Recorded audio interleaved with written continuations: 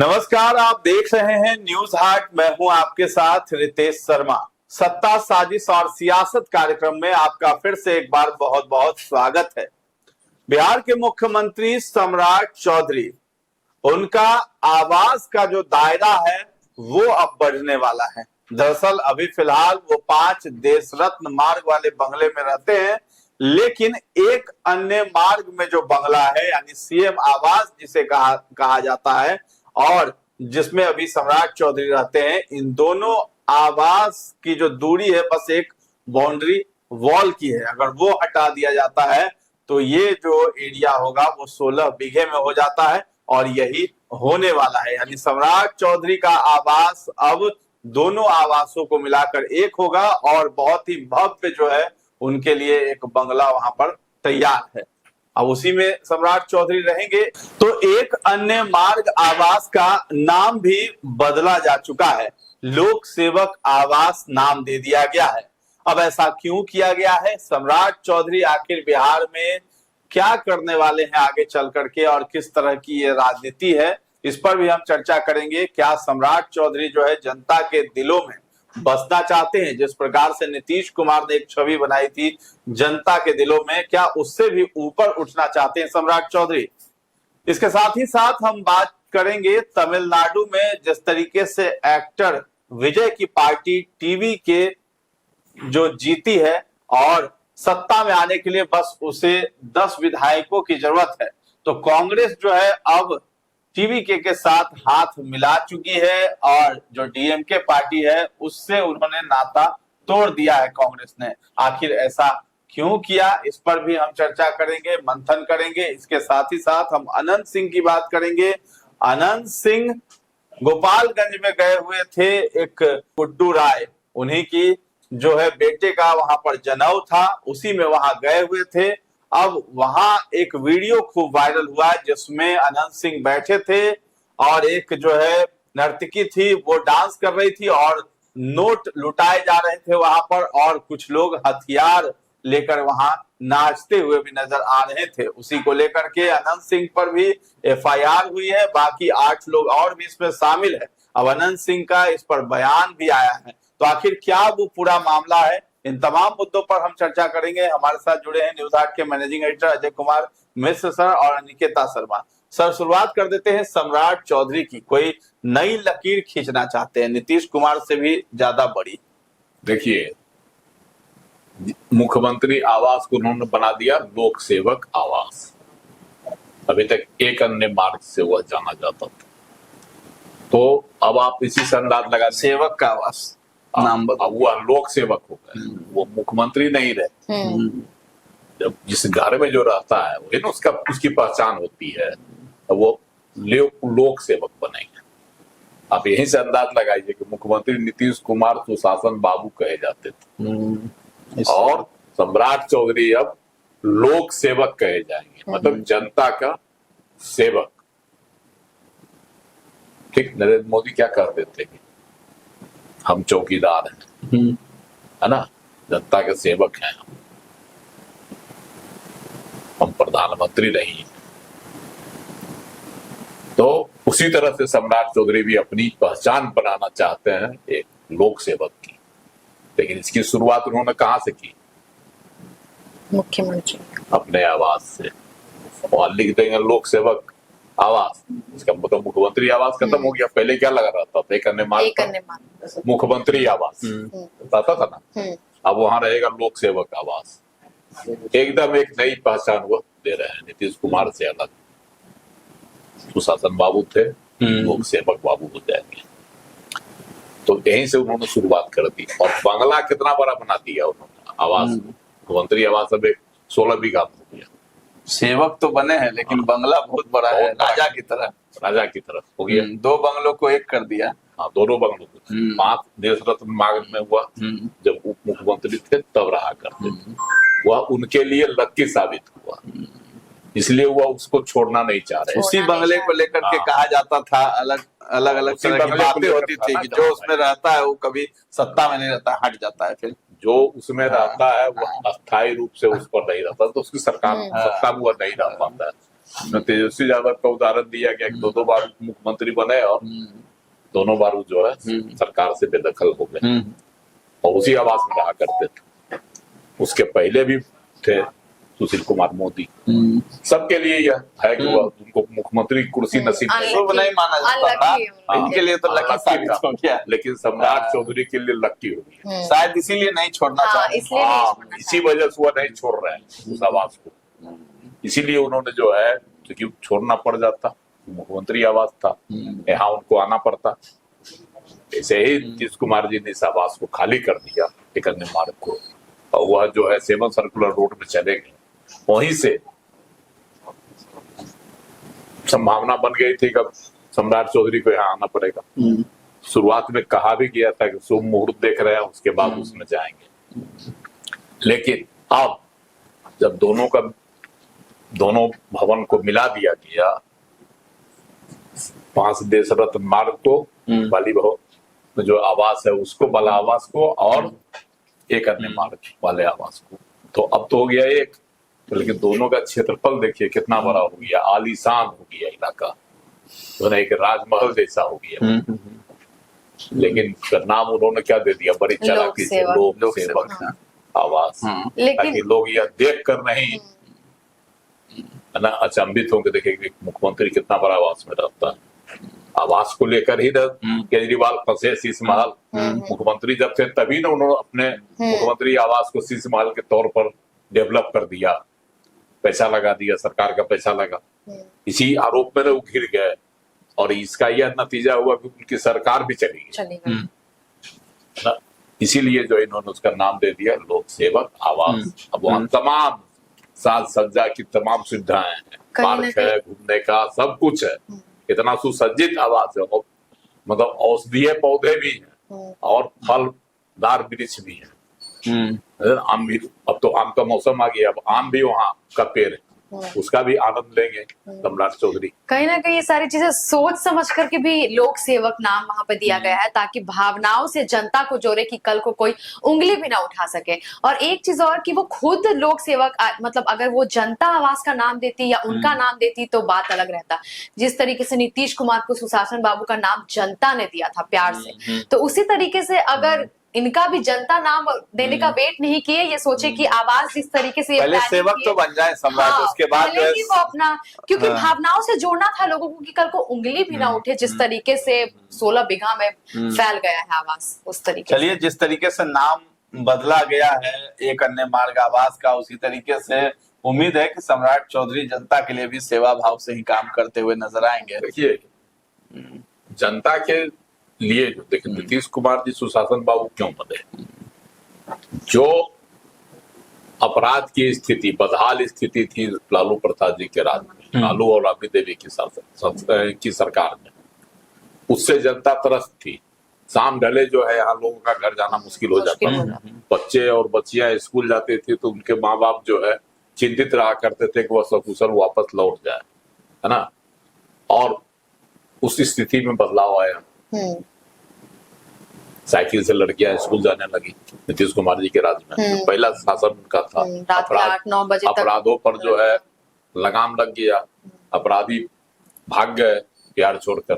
तो ये सब जो चीज हुई, तो इससे एक गया मैसेज गया लोगों के बीच में कि जो अब सुशासन की स्थिति आ गई है, सुशासन से जंगल राज से हम लोग सुशासन में लौट आए। तो इसीलिए सुशासन बाबू उनका नाम पड़ा, बाद में विकास पुरुष नाम पड़ा। देखते हो चारों तरफ जो आज सड़कें दिखाई पड़ती है, गांव गांव बिजली दिखाई पड़ती है ना, गांव गांव तक सड़क है, टोला टोला तक सड़क है, बिजली है, गांव में स्कूल है, स्कूल में शिक्षक है, स्कूल में छात्र है। यह सब दे तो नीतीश कुमार की है।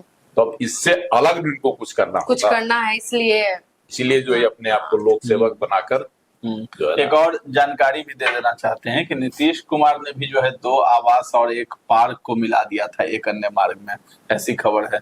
एक अन्य मार्ग वाले मुख्यमंत्री आवास में नीतीश कुमार ने 2 आवास और एक पार्क को मिलाकर उसका एरिया बढ़ा दिया था। सीएम हाउस के पास एक छोटा सा डनबर पार्क था, इसी के पास मुख्य सचिव का भी आवास था। उस समय एक अन्य इन दोनों जगहों को नीतीश कुमार ने मुख्यमंत्री आवास में शामिल कर दिया था और जो पार्क था उस स्थान पर ही नीतीश कुमार जनता दरबार लगाया करते थे। तो ये भी खबर है। इसलिए न इसमें भी है कि सम्राट चौधरी की भी तो यही योजना है कि जनता दरबार सब कुछ है और क्या कहता है वो जो मीटिंग वूटिंग करते हैं सभी वो सब चीजें करेंगे इसी उसी में, लेकिन रहेंगे वही 5 देश रत्न मार्ग में, क्योंकि उनके लिए हुआ वो लकी साबित हुआ। बस दूसरे के लिए सभी की अब लकी सत्ता था। गई लेकिन उनकी सत्ता बनी चलिए रही। तमिलनाडु की ओर रुख कर लेते हैं। भाई एक्टर विजय है, उनका समर्थन अब कांग्रेस कर रही है और सरकार बनाने के लिए 10 विधायकों की जरूरत है, पूरा समर्थन में है। और कांग्रेस ने लेकिन नाता तोड़ दिया पुरानी अपनी पार्टी के साथ जिसके साथ थी। देखिए तमिलनाडु में जो हालात बने वहां तो त्रिशंकु सरकार हो गई। हालांकि थलापति विजय सिनेमा एक्टर भी थे, सुपरस्टार थे हैं, तो उनकी जो सत्ता में वापसी हुई है तमिलनाडु की सत्ता में, वो पहली बार जीते और 108 सीट पर उनको जीत मिली। 234 का विधानसभा है वहां का, बहुमत के लिए 118 सीट चाहिए, लेकिन ये जीते कितना 108। उसमें भी 2 सीट पर स्वयं जीते हैं, उससे 1 सीट इनको छोड़ना पड़ेगा। 1 सीट जब छोड़ेंगे तब 107 रह जाएगा। इनको 11 विधायकों का समर्थन चाहिए तभी सरकार बना पाएंगे। और कांग्रेस जो है डीएमके के साथ लड़कर 5 सीट जीती है तमिलनाडु में। तो 5 सीट कांग्रेस ने तो कल से ही खुला ऑफर दे दिया था। जब से नतीजे आए है ना, 4 तारीख को नतीजा आना शुरू हुआ और 5 से कांग्रेस प्रयास कर रही है कि टीवीके जो है ना थलापति विजय की जो पार्टी है वो हमको अपने साथ जोड़ ले। इसी वजह से प्रस्ताव दिया गया था कांग्रेस की ओर से है ना थलापति विजय को, और अब थलापति विजय भी सहमत हो गए। इधर जो है कांग्रेस की आलोचना भी हुई तमिलनाडु में, डीएमके के भी लोग बोले है ना, और डीएमके की एक नेत्री है कन्ना मोंजी है ना, उन्होंने कहा कि यह तो उनका स्वविवेक है, वह जा सकते हैं, लेकिन हम लोगों का जो है बहुत लंबा गठबंधन रहा है, तो उनको अपना अधिकार है जिस दल के साथ जो है गठबंधन कर लें। तो अब जो है खुले तौर पर एकदम फैसला कर लिया कांग्रेस की, वह जो है दरमुख से अपना नाता तोड़ ली और टीवीके के साथ अपना नया संबंध जोड़ ली कांग्रेस में। तो 5 को हो गया, तो इधर हो गए 12, फिलहाल 13 के ये, लेकिन 12 फिर भी इनको जरूरत है। अगर वह 12 होते तो 6 विधायक चाहिए, तो 6 विधायक जो है ना थलापति विजय, सीपीआई है, सीपीएम है, एक और क्षेत्रीय पार्टी है, उन लोगों के साथ मिलाकर सरकार बनाएंगे और थलापति विजय ने जाकर 112 विधायकों का समर्थन जो है सौंप दिया है जाकर राज्यपाल को तमिलनाडु में है ना, चेन्नई में। राज्यपाल तो चेन्नई में बैठते हैं ना, वहां जाके सौंप दिया अपनी और सरकार बनाने का दावा पेश कर दिया। तो सबसे बड़ा दल है तो स्वाभाविक है कि राज्यपाल भी बुलाएंगे थलापति विजय को, बाध्यता है संवैधानिक। लेकिन इधर अन्ना दरमुख भी प्रयासरत थी कि मेरे साथ जो है गठबंधन करे टीवीके, लेकिन टीवीके को जो है ना कहीं से टीवीके जो खड़ा हुई है पार्टी जो थलापति विजय की, वह पार्टी जो तमिलनाडु में द्रविड़ राजनीति चल रही है, पिछले 60-70 साल से वहां द्रविड़ राजनीति चल रही है। जब भी कोई जीतता था, एक अगर दरमुख जीता तो अन्ना दरमुख जीतता था अगले में, लेकिन दूसरी कोई पार्टियां वहां सरकार में नहीं आती थी। दरमुख भी द्रविड़ की राजनीति करती है और अन्ना दरमुख भी द्रविड़ की राजनीति करती है। तो विजय तो नहीं जाएंगे दरमुख से ही निकलकर एमजी रामचंद्रन ने जो सुपरस्टार उस समय को हुआ करते थे, वह जो है अन्ना दरमुख बनाए थे है ना। तो अन्ना दरमुख बनाए बहुत सालों तक वो सत्ता में रहे। इधर जो है करुणानिधि थे दरमुख नेता, वही सरकार में वही उलट पुलट दोनों का होता था। लेकिन पहली बार सत्ता की जो छटपटाहट थी बदलाव की, उसमें थलापति विजय को सफलता मिल गई, भारी सफलता मिली एक तरह से। अब सरकार भी बनाने के करीब में है। अब तो आगे देखना है कि उनको कौन दल का समर्थन मिलता है जिससे अपनी या सरकार सरकार उनको आमंत्रित करती है कि नहीं करती, राज्यपाल उनको आमंत्रित करते हैं कि नहीं करते हैं, ये तो देखने वाली बात होगी आगे। तो सबसे बड़ा दल है तो नैतिकता के आधार पर उन्हीं को बुलाना होगा। तो जब वो सरकार बना लेते हैं तब कांग्रेस का क्या रूप होता है ना, सरकार में कितनी हिस्सेदारी मिलती है।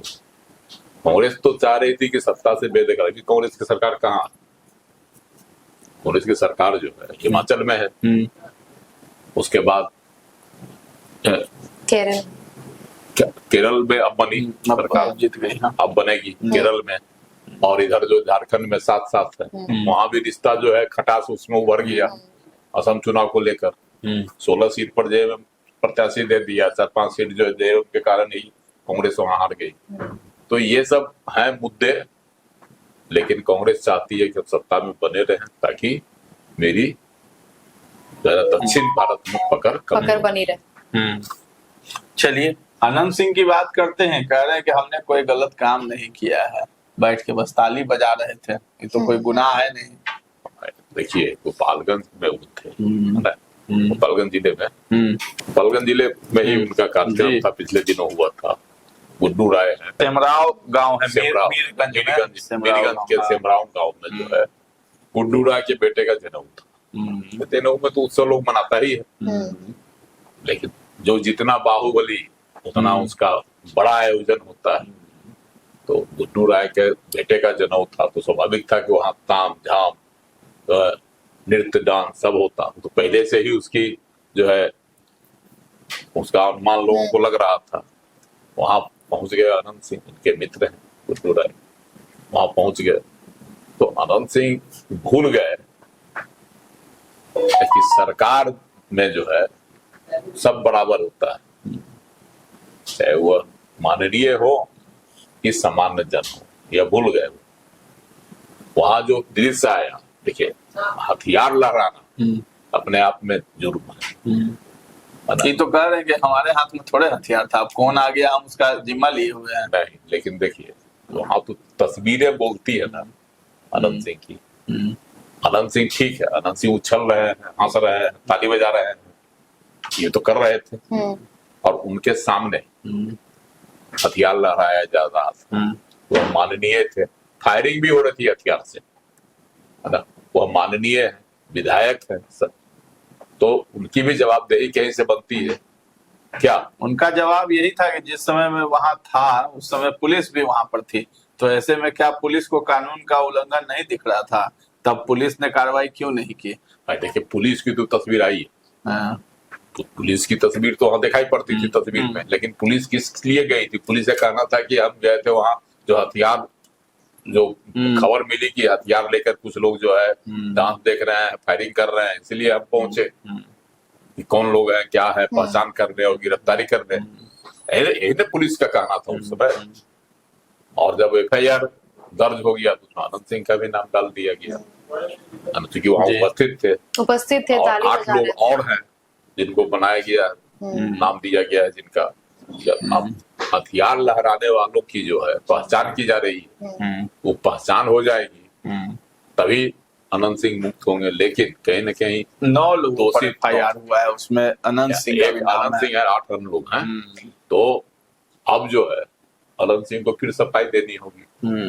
अनंत सिंह आज तो मीडिया जब सवाल कर रही है थोड़ा घबराए हुए भी नजर आ रहे थे। हाँ, तो पूरे फंस रहे हैं। FIR देखिए अब वो कितना भी बोल ले कि मैं बस ताली बजा रहा था, लेकिन अब दोषी तो वो कहीं ना कहीं है। आप मर्डर होते हुए देख लेंगे और बोले कि मैं बस वहां। तस्वीर तो साफ बोल रही थी ना, तस्वीर तो बोल रही थी बहुत कुछ। जो वहां जश्न का माहौल था, जिस तरह से नोट उछाले जा रहे थे, तो बहुत कुछ कर रही थी। और आप एक आम जनता है नहीं, आप विधायक हैं, आम जनता तो है नहीं। सवाल उन पर बन रहा है। उन्होंने कहा कि भाई हम प्रोग्राम में आए थे, गाना बजाना हो रहा था, हम ताली बजा रहे थे, किसी का कुछ बिगाड़ते, फायरिंग करवाते, तब ना मेरे ऊपर कुछ आरोप लगता है। सफाई है अपनी बात को तो वो कह रहे हैं कि हम तो केवल ताली बजा रहे थे, बैठे हुए थे, और भी अन्य लोग थे। तो पुलिस बताएगी अब, वो तो जो है जिस कांड में कह रहे हैं कि SP विनय तिवारी ने गलत कार्रवाई की है, गलत FIR है। मैंने जो चर्चा में आना चाह रहे हैं इसलिए, और आप लोग मीडिया भी चला रहे हैं उनका। देखिए जिस कांड में वो जमानत पर है उसमें भी पहले वो क्या सफाई दे रहे थे, अब तो कुछ नहीं किए। हमेशा से उनकी सफाई गाड़ी बहुत आगे थी पीछे। हाँ मेरी गाड़ी पीछे। हालांकि तो कोर्ट का मामला है, कोर्ट से तो अभी जमानत पे है, नियमित जमानत पे है। बोले कि इसी तरह से इसमें भी अब पुलिस आगे की कार्रवाई करेगी। हर सिंह की भी अपनी सफाई है। ऐसा तो नहीं कि 2 दिन हो गया वीडियो वायरल हुआ, पुलिस से फिर सवाल जवाब होने लगा कि आपने कार्रवाई की फजीहत ना हो जाए इसलिए दिखावे के लिए कार्रवाई की गई हो।